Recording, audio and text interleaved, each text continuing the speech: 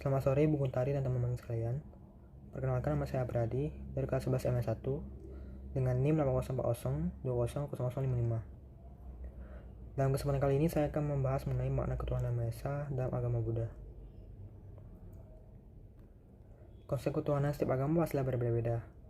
Dalam agama Buddha, konsep ketuhanan dijelaskan dalam Sutta Pitaka Udana 8, Parinibbana Sutta 3, yang isinya, "O Bhikkhu, ada sesuatu yang tidak dilahirkan, tidak menjelma, tidak tercipta, yang mutlak.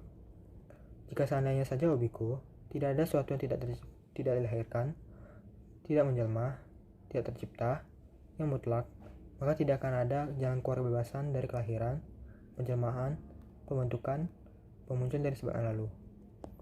Tetapi karena ada sesuatu yang tidak dilahirkan, tidak menjelma, tidak tercipta, yang mutlak, maka akan ada jalan keluar kebebasan dari kelahiran, penjelmaan, pembentukan, pemunculan dari sebab yang lalu." Nah, di sini saya akan menjelaskan poin-poin konsep ketuhanan yang membedakan agama Buddha dengan agama lain. Yang pertama yaitu ketiadaan pencipta dunia. Yang kedua yaitu alam semesta.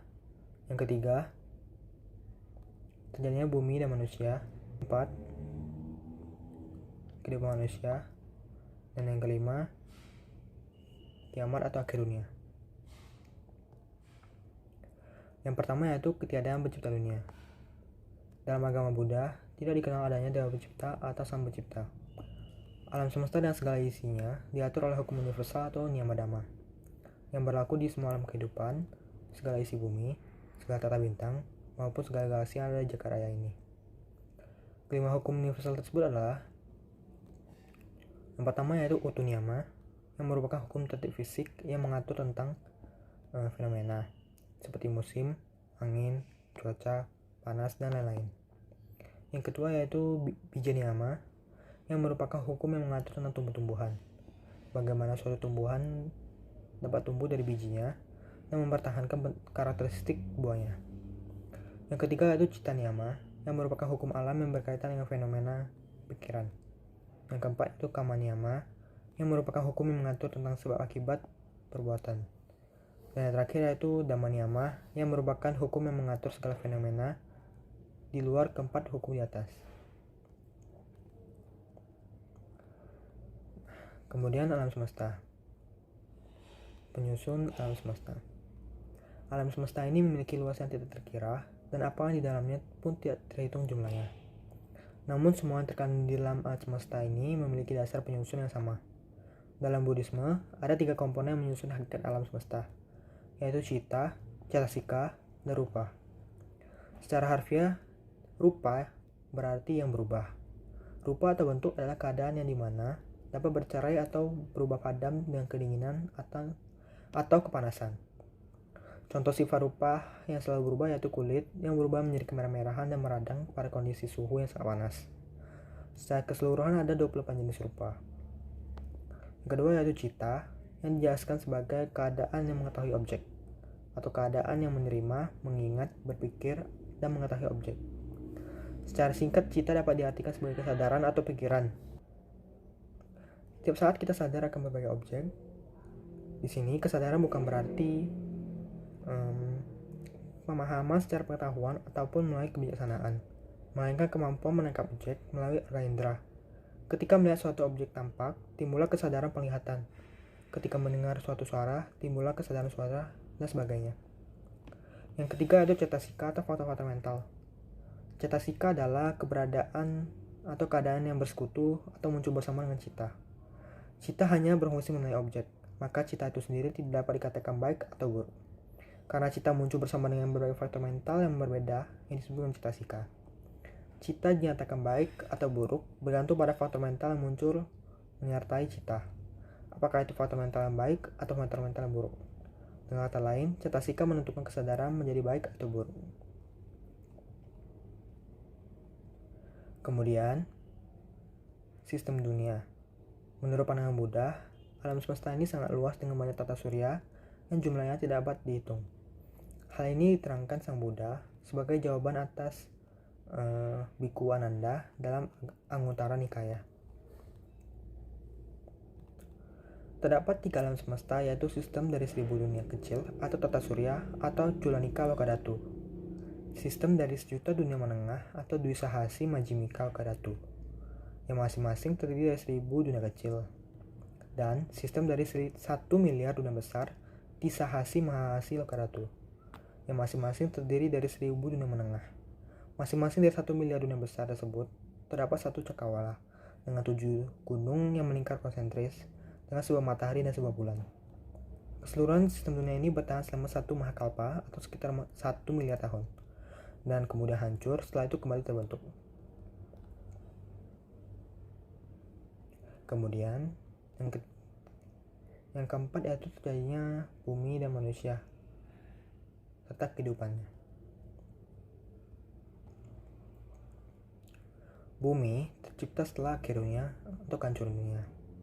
Setelah kehancuran dunia, ketika waktunya sudah matang, hujan pembentukan dunia mulai turun. Pertama, hujan turun rintik-rintik, kemudian berangsur-angsur hujan semakin deras sampai jatuh bongkahan air sebesar rumah dan bukit. Seluruh dunia tergenang air sampai alam Brahma. Setelah bertahun-tahun, air mulai surut. Api yang membakar alam dewa padam.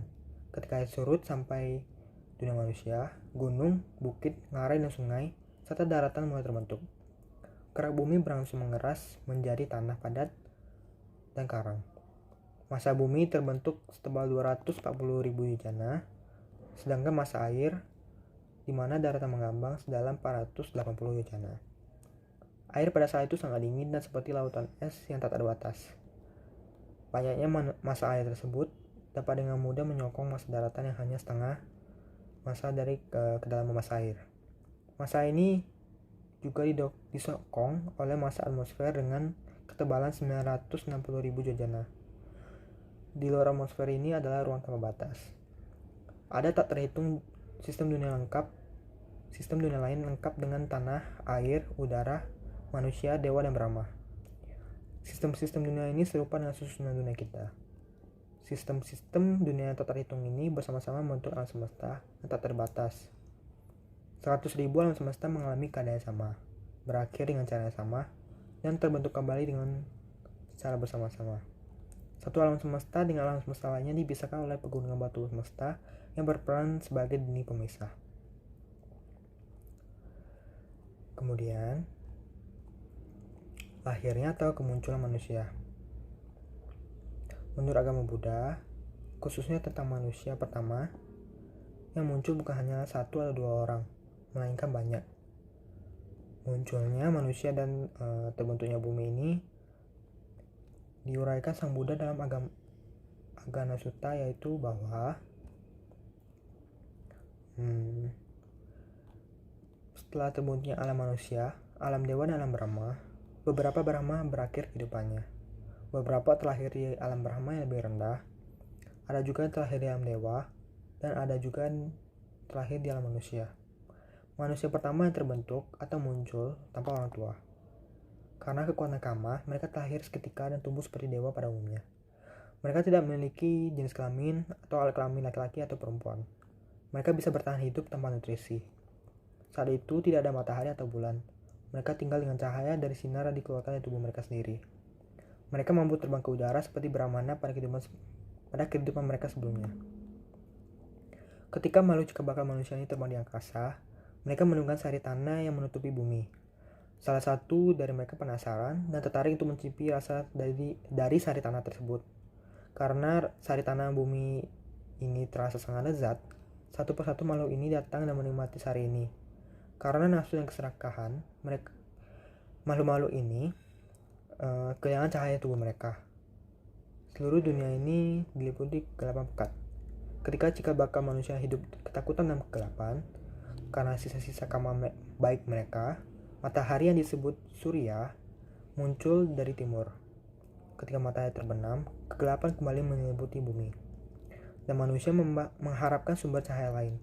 Karena keinginan mereka sangat kuat, bulan dengan ukuran 49 yojana dan bentuk lingkaran muncul di langit. Karena bulan tampaknya memuaskan keinginan para penghuni bumi, mereka menyebutnya canda atau keinginan.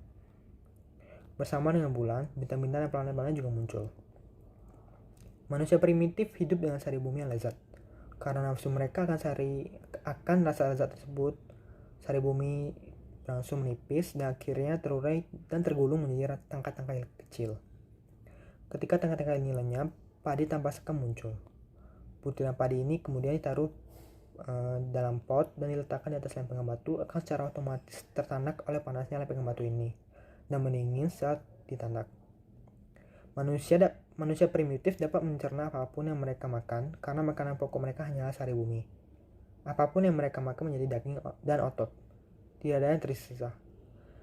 Namun ketika mereka harus mengubah makanan mereka dengan makanan organik, tubuh organik mereka tidak dapat mencerna semua makanan yang mereka konsumsi. Manusia primitif tidak memiliki sistem pembuangan. Namun unsur udara dan rongga tubuh mereka menekan kotoran di dalam tubuh.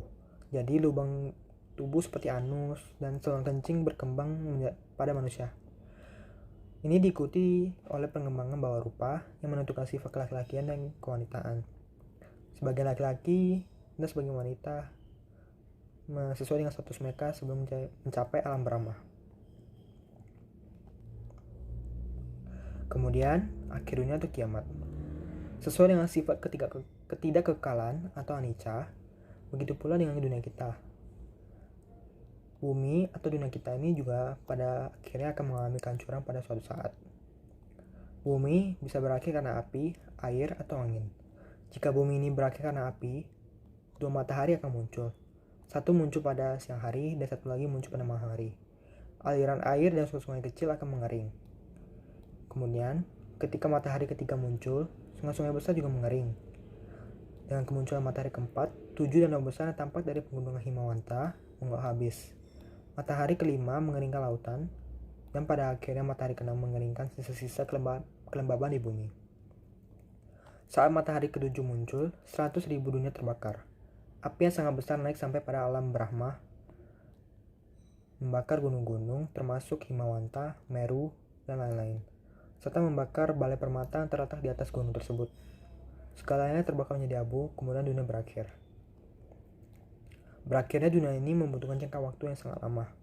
Ketika batas usia manusia meningkat dari 10 tahun hingga asangkaya atau tak terbatas, dan kembali lagi sampai batas 10 tahun, lama jangka waktu tersebut disebut antarakapa. Kemudian dunia berada dalam tahap puing-puing, seperti halnya rumah yang terlahap habis oleh api. Tahap ini juga berlangsung selama 64 antarakapa lagi. Nah, sebagaimana hukum alam semesta, Sang Buddha mengatakan bahwa awal dan akhir dari alam semesta ini adalah tidak dapat dibayangkan. Buddhisme tidak mempercayai bahwa dunia ini akan tiba-tiba berakhir dan penghancuran total. Tidak ada sama sekali yang namanya penghancuran alam semesta dalam sekejap. Sekian presentasi dari saya. Mohon maaf bila ada kesalahan kata maupun pengucapan. Semoga yang saya sampaikan pada hari ini dapat bermanfaat bagi kita semua. Terima kasih dan Namo Buddhaya.